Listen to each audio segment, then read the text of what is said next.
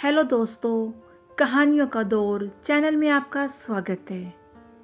आज की कहानी है आखिर भगवान श्री कृष्ण ने अभिमन्यु को क्यों नहीं बचाया। वीर अभिमन्यु अल्पायु में ही वीर गति को प्राप्त क्यों हो गए थे। तो चलिए कहानी में सुनते हैं। दुष्टों के विनाश के लिए भगवान विष्णु अवतार लेते थे।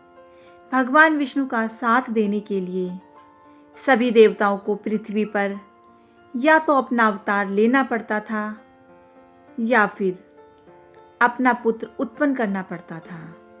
द्वापर युग में दुष्टों का विनाश करने के लिए भगवान विष्णु जी कृष्ण के रूप में अवतार लेने वाले थे। तब ब्रह्मा जी ने सभी देवताओं को यह आदेश दिया था कि भगवान श्री कृष्ण की सहायता के लिए वह सभी पृथ्वी पर अंशावतार ले या अपने पुत्रों को जन्म दें। जब चंद्रमा ने सुना कि उनके पुत्र वर्चा को भी पृथ्वी पर जन्म लेने का अधिकार मिला है, तो उन्होंने ब्रह्मा जी के उस आदेश को मानने से इनकार कर दिया। साथ ही यह भी कह दिया था कि उनका पुत्र वर्चा अवतार नहीं लेगा।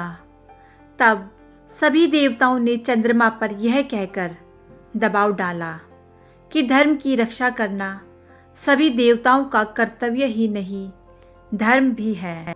इसलिए वे अथवा उनका पुत्र अपने कर्तव्य से कैसे विमुख हो सकते हैं। देवताओं के इस प्रकार दबाव डालने पर चंद्रमा विवश हो गए थे, लेकिन फिर भी उन्होंने देवताओं के सामने एक शर्त रख दी। वह शर्त यह थी कि उनका पुत्र ज्यादा समय तक पृथ्वी पर नहीं रहेगा। साथ ही भगवान श्री कृष्ण के मित्र देवराज इंद्र के पुत्र अर्जुन के पुत्र अभिमन्यु के रूप में जन्म लेगा।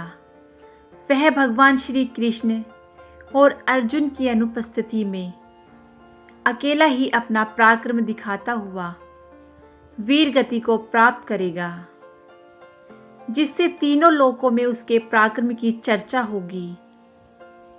इसके साथ ही चंद्रमा ने देवताओं के सामने यह शर्त भी रख दी थी कि अभिमन्यु का पुत्र ही उस कुरुमंचा का उत्तराधिकारी होगा। चंद्रमा के इस हट के कारण सभी देवता विवश हो गए। तब चंद्रमा के पुत्र वर्चा ने महारथी अभिमन्यु के रूप में जन्म लिया था, जिसके बाद द्रोणाचार्य द्वारा रचे गए चक्रव्यूह में अपना पराक्रम दिखाकर वीर अभिमन्यु अल्पायु में ही वीर गति को प्राप्त हो गए।